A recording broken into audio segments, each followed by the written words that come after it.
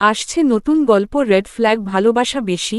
বাংলা বিনোদন জগতে আসছে একের পর এক নতুন নতুন গল্প। ছোট পর্দায় আসছে যেমন নতুন নতুন ধারাবাহিক ও ওয়েব সিরিজ, তেমন বড় পর্দায় আসছে একের পর এক সিনেমা। এই সিনেমায় যেমন জনপ্রিয় অভিনেত্রীদের দেখা যাচ্ছে তেমন ছোট পর্দায় জনপ্রিয় নায়িকাদেরও দেখা যায়। এবার আসতে চলেছে ভালোবাসার নতুন সিনেমা।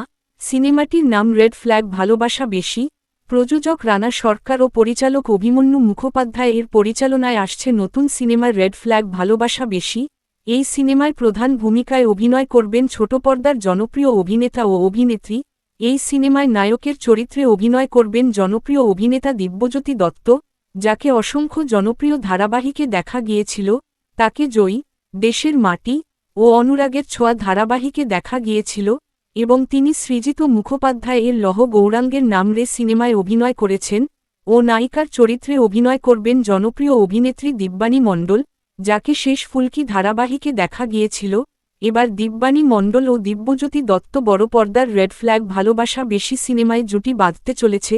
তো বন্ধুরা, তোমরা কে এক্সাইটেড কমেন্টে জানাতে পারো।